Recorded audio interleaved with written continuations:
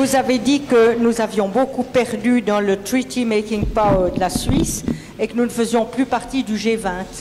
Mais en même temps, vous avez dit que les grandes nouvelles nations émergentes qui ont beaucoup de population et beaucoup de richesses aussi devaient prendre leur place. Comment est-ce qu'un pays de 8 millions d'habitants peut encore avoir l'espoir d'être dans un G20 et d'avoir vraiment de l'influence dans le Treaty Making Power? C'est une question fondamentale et très difficile à répondre.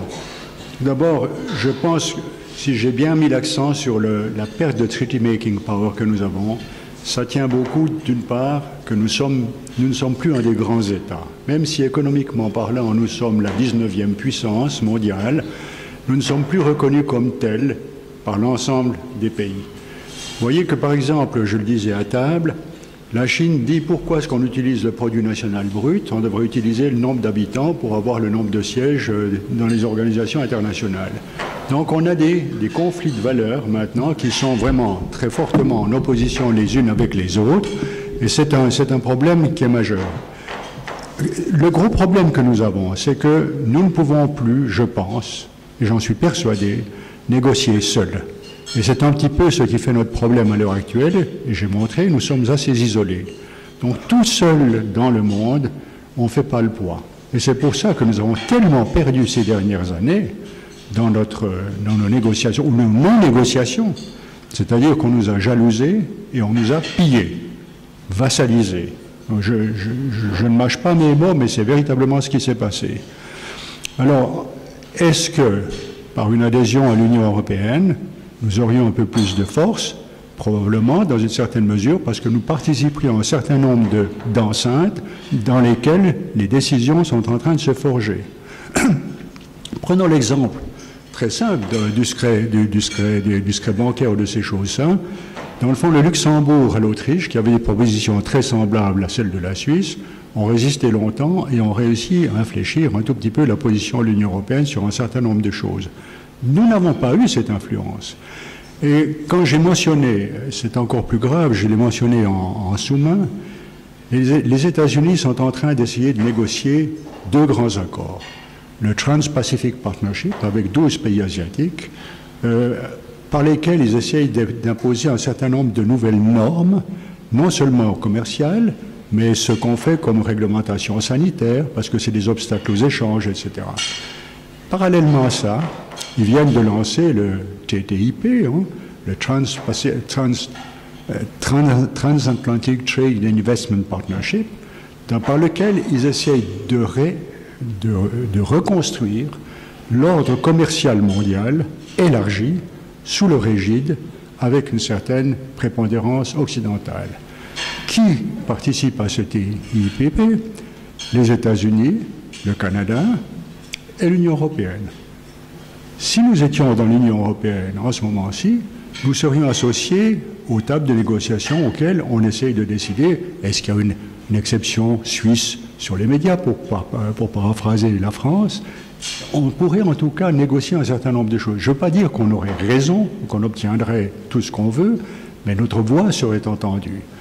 On a été très fiers récemment de dire que dans la norme sur l'échange automatique d'informations, la Suisse avait pu participer et fait valoir, avec succès semble-t-il, un certain nombre de principes qui nous tiennent à cœur, notamment que l'information ne doit servir qu'à une cause et pas à une autre, etc.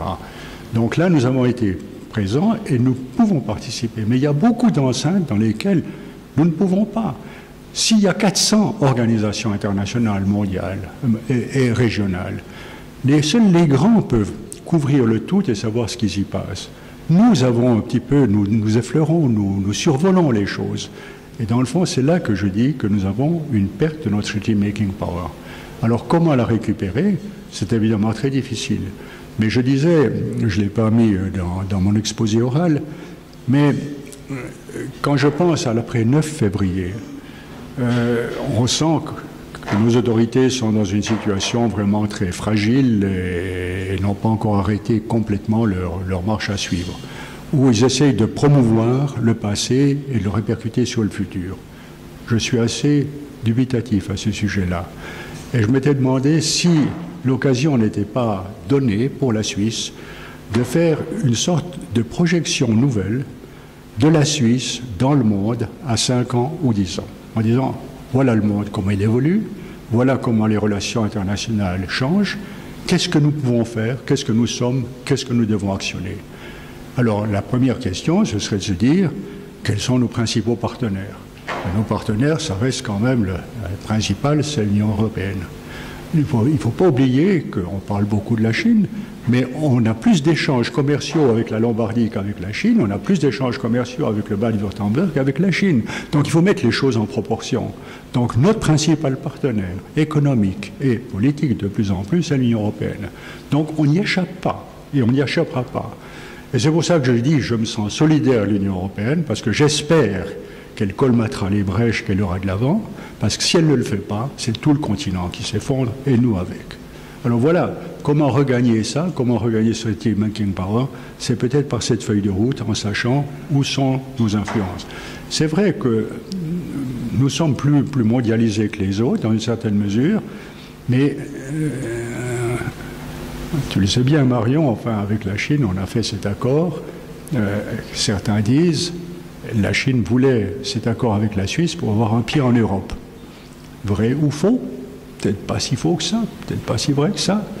Pourquoi n'a-t-on pas eu les investissements? La Chine nous dit nous ne sommes pas suffisamment compétitifs pour la Suisse, etc., donc nous ne le faisons pas. Nous n'avons pas un treaty making power qui nous permet de dire écoutez, on vous cède ceci, vous nous donnez ça. Non, on ne peut pas. Voilà notre faiblesse, voilà où on en est. Mais je n'ai pas la solution, sauf, disons, d'essayer de se rapprocher des groupes qui nous sont le plus proches. Le G20, on n'a pas réussi. Je le dis ici, j'ai dû commencer de négocier le G20 dans les prémices. À la table des négociations, j'avais en face de moi M. Larry Summers, qui avait été prétendant à la succession de M. Bernanke au Fed. M. Summers ne voulait pas me donner la parole. Parce que dans sa conception géostratégique du monde, la Suisse ne faisait pas partie du G20. Ils avaient fait, dans le fond, le cercle. Il leur fallait, dans le fond, les pays pour lesquels la géostratégie américaine comptait au XXIe siècle. Donc, c'est là que ça devient très difficile. Dans nos négociations avec les États-Unis, ce que j'en ai entendu, et je crois qu'on l'a entendu aussi par un des principaux négociateurs, c'est que les gens, je le cite, quand notre négociateur a été en disant écoutez, nous avons fait certaines choses qui sont fausses, mais vous avez le Delaware, vous avez Miami, vous avez etc. Le délégué américain a pris ce dossier, là j'étais derrière, il a dit let's speak about Switzerland. Terminé. Voilà comment se négocient les choses à l'heure actuelle. Nous ne sommes plus dans un like-minded countries. On est dans une espèce de volonté, une guerre économique, une volonté de puissance. Et dans cette volonté de puissance, la Suisse est trop petite. Je m'excuse de le dire aussi brutalement, mais je le ressens comme ça. Une autre question? Oui. Alors, je vous remercie beaucoup. Je vous remercie beaucoup de votre intervention. Si j'ai bien compris le cœur de votre propos, vous avez un petit peu voulu parler de la déliquescence du multilatéralisme dans les relations internationales par rapport à une reprise en force d'un système bilatéral que nous connaissions jusque dans les années 70. Et vous avez lié ce phénomène à l'interprétation de ce qu'était la souveraineté et surtout le partage de souveraineté qui devient indispensable dans les négociations futures si nous voulons continuer à être intégrés dans un système de droit international, pour parler schématiquement. Et ce problème du partage de souveraineté m'a beaucoup interpellé quand je vous ai entendu, parce que je pense que c'est vraiment le cœur du problème en relation avec nos attitudes internationales de la Suisse vis-à-vis des différentes organisations internationales que vous avez évoquées. Je pense qu'effectivement, il est beaucoup plus facile de partager une partie de la souveraineté dans une négociation bilatérale qu'il ne l'est dans une négociation multilatérale. Par ailleurs, le paradoxe, si je vous ai bien compris, c'est que c'est dans le contexte multilatéral que nous devons faire le plus grand effort pour partager cette souveraineté. Alors, je sors d'une réunion d'une OMS suisse hier au Palais fédéral. Je parle sous le contrôle de François Chery qui était aussi présent. Nous avons esquissé les prémices d'une communication en vue des États généraux, dont je crois que vous y êtes associés aussi, sur l'Europe, qui auront lieu le 5 mai à Berne. Dans cette manière de communiquer, je me suis permis de faire une relation avec des notions que vous avez aussi évoquées. Quelles valeurs devons-nous défendre? Valeurs nationales, valeurs européennes, valeurs mondiales comme les droits de l'homme. Et justement, cette notion de souveraineté intervient aussi. Quelles valeurs devons-nous défendre exactement pour que la Suisse puisse se profiler par rapport à ces valeurs de pays démocratique, d'état de droit, par rapport à aussi une certaine déliquescence des valeurs, tant sur le plan européen que sur le plan mondial. Pardon. Je vous remercie. Enfin, c'est une question qui est presque un exposé, qui appellerait de ma part un exposé dans une certaine mesure. Tout d'abord, bilatéralisme, multilatéralisme. Je pense que les deux choses vont de pair, mais de moins en moins. C'est-à-dire que si on peut faire beaucoup de traités bilatéraux pour des choses qui ne sont peut-être pas absolument majeures. Nous avons négocié bilatéralement avec la Chine, avec le Japon, ou on a essayé avec l'Inde, comme je l'ai dit, parce que nous ne sommes pas membres de l'Union européenne et que l'OMC est en déliquescence dans une certaine mesure, et on essaie de sauver, disons, ce qu'on peut en essayant de négocier bilatéralement. Et là, je l'ai dit, notre treaty making power est limitée parce que les grands États avec lesquels nous voulons négocier gardent leurs atouts de négociation pour négocier avec l'Union européenne, avec les États-Unis, etc. Donc là, cet accord, ces éléments bilatéraux existent, mais ils deviennent plus compliqués. Il y a là-dessus, naturellement, une grande partie des accords, enfin de ce qui se fait dans le multilatéralisme, et ce sont des accords, disons, généraux. Ces accords, s'ils peuvent être faits, et que nous participons aux enceintes dans lesquelles ils s'élaborent, sont des choses qui sont généralement assez bonnes pour la Suisse. Mais il faut savoir que là aussi, nous sacrifions une part de souveraineté. Quand on négocie à l'OMC, dans un groupe de like-minded countries, on fait partie d'un sous-groupe de 7 ou 8 personnes, 7 ou 8 États, n'est-ce pas, qui essayent d'harmoniser une sorte de volonté commune sur des objectifs communs et de les exposer ensuite vis-à-vis des autres groupes, des sous-groupes de l'OMC, pour essayer de faire une sorte de paquet. Et après, ça se négocie, disons, au plan mondial, pour savoir si on arrive à avoir un accord digne de l'OMC. Donc là, dans ces accords, dans ces sous-négociations multilatérales, il est évident que nous devons faire déjà une part de transfert de souveraineté pour être dans le petit groupe dans lequel nous négocions, être accepté. On ne peut pas se distendre. Je pense beaucoup à l'agriculture, qui est toujours un problème, dans le fond, qui nous a empêché d'avoir un accord de libre-échange avec les États-Unis il y a quelques années, mais qui revient en force avec le TTIP, etc. Donc, on ne coupera pas à l'agriculture à un certain moment. Il faudra vraiment le voir et le savoir, sinon, c'est ce que je dis, si on n'accepte pas ce genre de choses, on tombe dans un apartheid et dans le fond, on s'appauvrit. Et la Suisse est un État pauvre. S'il n'a pas, disons, la richesse, je dirais, de l'innovation, de l'industrie, de la culture, de l'éducation, etc. Donc c'est là-dessus que nous devons miser et jouer. Alors voilà, disons, c'est un petit peu une réponse, peut-être pas très concluante, mais je pense qu'il faut essayer de voir où nous pouvons être encore utiles. Je parle naturellement beaucoup plus des problèmes économiques et financiers que je connais bien davantage que les autres, c'est entendu, mais c'est là que nous devons essayer de voir ce que nous pouvons faire et influencer. Mais il est clair que n'étant pas membre de l'Union européenne, nous ne pourrons jamais participer au groupe de négociation où se forgent les décisions dont beaucoup nous concernent. Je dirais que l'évolution de la norme sur l'échange automatique d'informations que Mme Schlumpf a accepté et va faire passer au Parlement maintenant, je regrette qu'on n'ait pas été présent dans ces négociations parce qu'on aurait certainement pu influencer davantage l'objet final par rapport à ce qui est obtenu et que nous devons avaler purement et simplement, comme je le dis, sans négociation, sans contreprestation. Ce qui intéresse beaucoup la Suisse à l'heure actuelle, ce serait l'accès naturellement au marché intérieur pour les services financiers.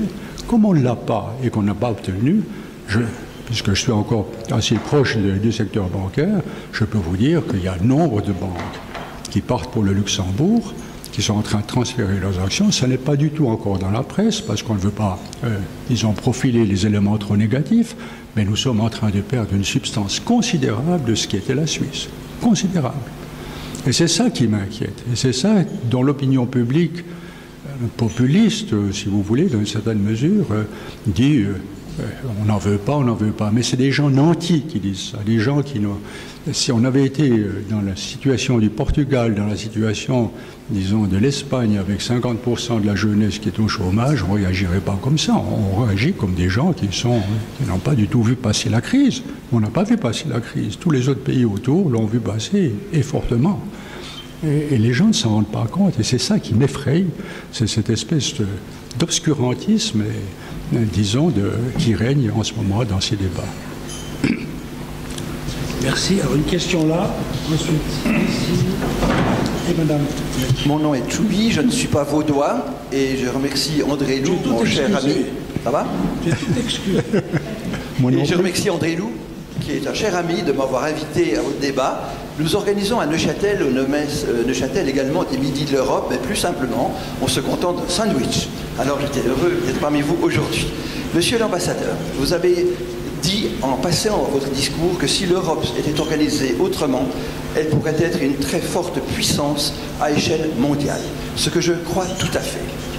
Mesdames et messieurs, imaginez une seule seconde que les États-Unis soient conduites sans Obama, qu'elles soient conduites sans ministres, avec des ministres qui feraient le déplacement vers la capitale, Washington, 5 ou 6 fois par année, arriveraient harassés de leurs affaires nationales le soir, débattraient toute la nuit pour prendre des décisions le matin à 6 heures, harassés et vraiment fatigués pour reprendre leur TGV. Imaginez-vous les États-Unis qui se contenteraient d'un Parlement avec des députés qui n'ont qu'un seul souci, c'est rentrer chez eux et s'occuper de leurs affaires nationales ou de leur région propre, pour le plus souvent mettre toutes les fautes et tous les dysfonctionnements sur Bruxelles, et surtout une nation qui se contenterait de 1% du produit national brut, alors qu'aux États-Unis, elle est de 26%. Ce que je viens de dire, c'est exactement la situation de l'Union européenne aujourd'hui. Elle fonctionne dans un système qui est tout à fait archaïque, trop jeune, et qui doit appeler à développement. Eh bien, ce que je peux vous dire, j'y ai participé en décembre, un mouvement s'est mis en place, sous la conduite de quelqu'un pour qui j'ai beaucoup d'estime. C'est Guy Verhofstadt, l'ancien Premier ministre belge, et qui est candidat à la succession de Barroso. Et qui, avec plusieurs amis de toutes les formations politiques, sauf les extrémistes, évidemment, dont tout le monde assure le succès, on verra, et qui a envie de profiter des élections du 25 mai qui viennent, élections européennes, pour créer un mouvement européen, fédéraliste, démocratique, visant à une démocratie plus forte que ce que l'on a à l'heure actuelle. Il se donne 3 ans pour arriver en 2017, déjà 2017, à un congrès qui, ni plus ni moins, c'est eux qui le disent, serait comparable au congrès de Philadelphie de 1787 qui a constitué les États-Unis démocratiques. Ils visent de faire un évolution aussi colossal que ça dans les 3 ans qui viennent. Je trouve que cet événement est important pour nous les Suisses, car tout Européen que nous soyons, nous sommes souvent critiques à l'égard de l'Europe telle qu'elle est là. Il y a un espoir d'évolution qui mérite d'être soutenu. Nos autorités auraient intérêt à suivre ce mouvement et nous, société civile, à nous y intéresser, et tout particulièrement. Votre avis sur cette évolution-là m'intéresserait, monsieur l'ambassadeur. Je vous remercie. C'est plus un commentaire qu'une question. Je suis tout à fait d'accord avec vous qu'il faut renforcer l'Union européenne. Le problème que nous avons, prenons les élections qui vont avoir lieu ici au mois de mai. C'est la première fois que les parlementaires européens vont être élus au suffrage universel. C'est une première, c'est quelque chose d'extraordinaire. L'ennui, et vous le voyez, c'est que les partis populistes de différents pays, notamment entre la France et les Pays-Bas, sont en train de s'unir pour dire « nous allons placer un certain nombre de députés au Parlement européen et ce qu'ils vont faire, c'est un référendum pour ou contre l'Union européenne. Ce sera donc un référendum contre l'Union européenne. » Donc en fait, les élections qui vont avoir lieu sont cruciales pour l'avenir de l'Europe. Si véritablement les partis populistes arrivent, et ils ont bonne chance d'arriver à avoir 45 ou 50%, 48% des voix, tout ce que vous venez de dire, et que je partage, risque d'être anéanti parce que le Parlement européen, qui a maintenant, depuis le traité de Lisbonne de 2009, des compétences beaucoup plus grandes pour superviser et contrôler, dire son mot, etc., il sera, en tout cas, influencé fortement par des gens, des anti-européens. Voilà à quoi s'expose, et je loue, je l'aime beaucoup d'ailleurs, ce ministre en question, je l'aime beaucoup, je trouve qu'il a de très très bonnes choses, mais c'est vraiment très très difficile à réaliser. Ce qui manque à l'Europe à l'heure actuelle, c'est qu'il y a un désamour des citoyens européens pour leur union. Pourquoi ce désamour? Parce que dans le fond, la classe politique au sens large a rejeté et rejette continuellement leurs manquements, ces manquements, sur Bruxelles et l'Europe, en disant quand ça ne va pas, c'est Bruxelles, quand ça ne va pas, c'est l'Europe, etc. Et c'est tellement profond maintenant dans l'opinion publique européenne que remonter le courant va être difficile. Mais je suis d'accord sur l'objectif que vous poursuivez, sur la finalité. Si nous n'y arrivons pas, c'est ce que je disais, si l'Europe doit se marginaliser, si au pire elle doit s'effondrer, nous tous, nous partons dans la déflagration, et la Suisse aussi bien que les autres. Et c'est pour ça que je disais, je me sens très solidaire de l'Union européenne dans ses efforts. Merci. J'ai une motion d'ordre à tous ceux qui voudraient encore poser des questions. Le temps court, donc je vous prie beaucoup d'être bref. Non, il y a monsieur qui demandait déjà de faire. Monsieur l'ambassadeur, Jean-Marc Legrand, un de vos anciens désastres, je sais que passé. Est-ce que, monsieur l'ambassadeur, je vous explique votre conseil électoral avant, est-ce qu'il n'y a pas des solutions typiquement pragmatiques? Par exemple, nous sommes rendus vulnérables avec le comportement criminel de l'UBS aux États-Unis, et quelque part, nous avons ouvert des portes. Quelque part, nous ne sommes pas maîtres de la situation. Merci beaucoup. Est-ce que, par rapport à ça, la politique qui est poursuivie par le Conseil fédéral sous l'égide de M. Broulis, au Nomès l'année passée, en tant que président des conseillers chefs des finances de toute la Suisse, de dire au sein de l'OCDE, une fois que la norme sera acceptée par tous les pays de l'OCDE, alors la Suisse fera ses concessions, parce que dans l'intervalle, elle est toujours souveraine. Et ceci semble nous faire des progrès. Et cette approche pragmatique, qui est consolidée par les cantons, qui inspire le Conseil fédéral, qui se réfère à l'OCDE, notamment en matière de secret bancaire, où on s'est rendu vulnérable à cause du comportement criminel de l'UBS, par exemple, est-ce que ça n'est pas une porte de sortie qui répond en partie à l'interrogation de ce jour, qui est Convadis suisse? Monsieur l'ambassadeur. C'est un parcours guerrier. Tout d'abord, on ne peut pas refaire le procès, disons, de tout ce qui s'est passé avec UBS, Crédit Suisse, etc. Il est certainement évident que nous n'avons pas eu la force de négociation voulue pour, moi je le dis, mais je ne sais pas si ça aurait réussi, pour projeter la négociation avec les États-Unis au plan politique. Je prends un exemple qui me concerne directement. Quand j'ai dû négocier les insider trading avec les États-Unis, j'ai eu le même problème. Les 3 départements, justice, SEC, etc., sont venus à Berne et chacun voulait négocier séparément. J'ai eu la chance d'avoir l'appui de l'ambassadrice des États-Unis à Berne, qui était un proche de M. Reagan, en lui disant, écoutez, nous ne pouvons pas négocier cette chose au plan technique pur, il faut la monter au niveau politique. Et en fait, M. Reagan a mis un tout petit peu les bases, ou en tout cas une pression sur les organes, en leur disant, écoutez, suaviter in modo, n'est-ce pas, n'y allez pas trop fort, etc. C'est ce qui a sauvé la négociation. Donc en fait, je ne sais pas, on me dit qu'on a essayé de faire cet effort politique, qu'on n'a pas réussi. Ça aurait été peut-être ce que vous appelez pragmatique dans une certaine mesure, ça aurait été une approche différente. Mais regardez, là je suis très personnel, M. Burkhalter se rend aux États-Unis en tant que président de l'OSCE. Il est reçu aux Nations Unies, il essaye de voir M. Obama, qui ne le reçoit pas. Il voit M. Biden. Je veux bien croire que M. Biden, mais il est chef d'État. Il est chef d'État. Il aurait dû avoir un entretien avec M. Obama. Il n'a pas eu. Voilà les relations de force et de faiblesse dans lesquelles nous nous trouvons aujourd'hui. C'est pourquoi l'approche pragmatique dont vous parlez, je ne vois pas exactement de quoi elle serait faite. On est dans ce régime de force et nous n'avons pas la force de négocier pour défendre nos intérêts comme nous le devrions. Il y a eu des erreurs de la part du Conseil fédéral, il y a eu de la part des négociations, je suis tout à fait d'accord. Dans une certaine mesure, certains disent, et je suis assez proche de partager leur opinion, si on regardait les bilans des banques pour voir ce qui est national et international, on arrivera à faire une distinction très forte entre le Crédit Suisse et l'UBS, puis de dire finalement, les autres banques ont surtout une approche nationale. Est-ce qu'on ne devrait pas, disons, sauver ceux-ci par priorité en laissant les autres un peu se dépatouiller? C'est vrai qu'on a voulu sauver un peu l'UBS, je suis d'accord. Vrai ou faux, ça s'est passé comme ça.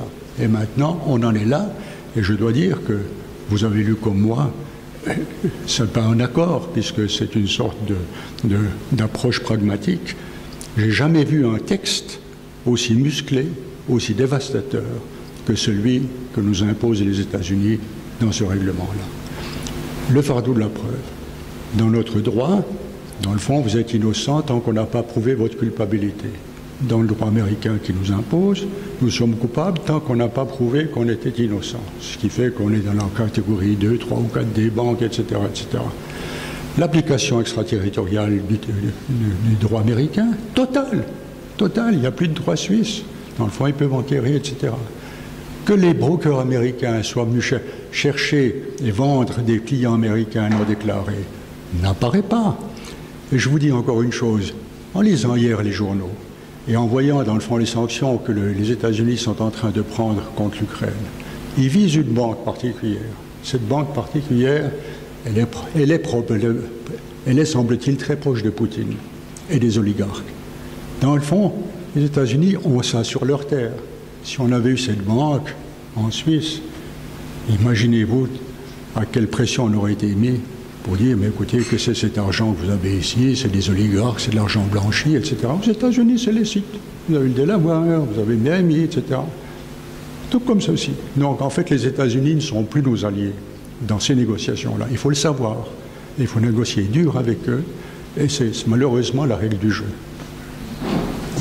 Je prends encore 2 questions. Madame Yagui, s'il vous plaît. Oui, cher monsieur, je voulais revenir juste sur ce qui a été dit tout à l'heure concernant l'initiative de rénovation interne, en quelque sorte, de l'Union européenne.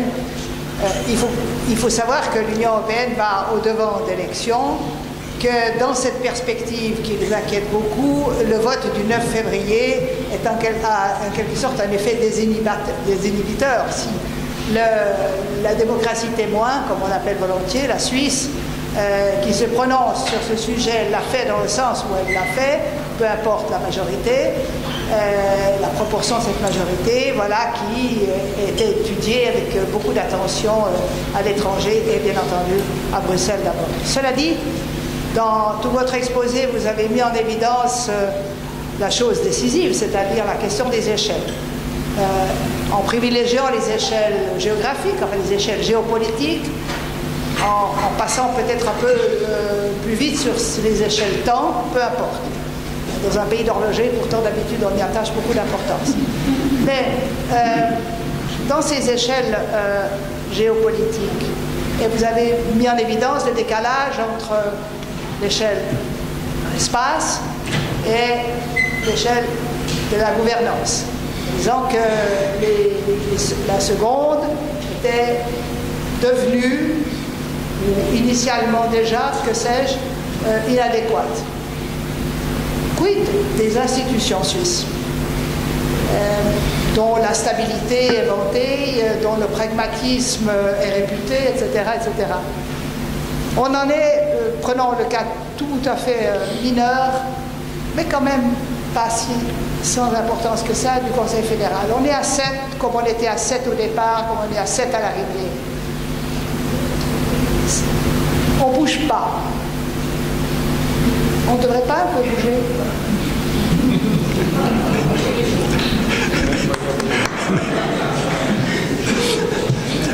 C'est plus le sujet de ma conférence. Bien que je partage ce que vous dites, l'essence de ce que vous dites, je suis tout à fait d'accord. Il y a des tas de choses qu'on devrait revoir fondamentalement. Moi, je serais évidemment pour un élargissement du Conseil fédéral, de 7 à 9 en tout cas. Je ne suis pas tellement pour augmenter le nombre des secrétaires d'État parce qu'ils n'ont pas la même responsabilité de personnages élus devant le peuple, pas la même légitimité. Je serais pour augmenter le nombre de voix pour les initiatives. Ça a été fait à l'époque, on avait 3 millions d'habitants, on en a 8 millions. Il me semble que ça devrait, et surtout avec les facilités de vote maintenant électroniques, il faudrait passer en tout cas à 400 000 pour que ça redevienne quelque chose. Et en plus de ça, je me demande très franchement de savoir si les initiatives ont encore un sens au-delà du cadre national. C'est une question fondamentale. Quand je regarde, vous savez, cet article constitutionnel dont nous avons hérité maintenant, et qui dit qu'aucun autre contrat international, traité international ne sera contre cet article, c'est une espèce de limitation considérable de notre treaty making power que nous nous imposons, nous nous infligeons ça. Et je ne sais pas où ça va nous mener si nous n'avons pas une nouvelle votation, mais qui, en l'état, à mon avis, n'est pas envisageable. Parce que si on revotait à l'heure actuelle et qu'on ait un deuxième vote qui soit positif dans le sens de l'initiative, nous serions vis-à-vis de l'Union européenne dans une situation impossible. Donc si nous voulons revoter, en mon sens, il faudrait tout d'abord commencer par faire un travail de déblayage considérable de ce que les autorités n'ont pas fait sur un certain nombre de choses, sur les requérants d'asile, sur un certain nombre de choses. Il y a tellement d'abus criants sur la sécurité, sur les transports, la congestion des transports. Les Suisses ont voté pour ça, essentiellement. Ils n'ont pas tellement voté pour une relation Suisse-Union européenne. Et dans le fond, là, il y a eu, je dirais, une déficience de la part de nos autorités. Mais sur la nécessité de faire quelque chose, je vous suis. Alors, une dernière question, parce que l'heure avance vraiment, M. Kayser. Je m'en méfie de lui. Daniel Kayser. Alors, j'ai été très convaincu par votre exposé en ce qui montre la fin du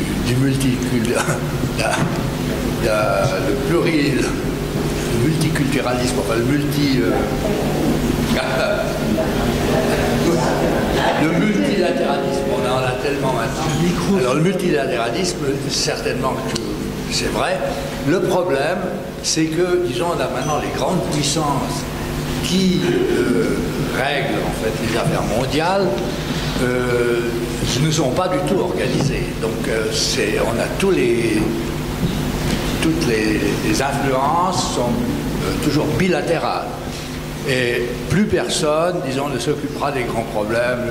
Je parle réchauffement climatique et autres problèmes, disons, qui couvrent l'ensemble de la planète.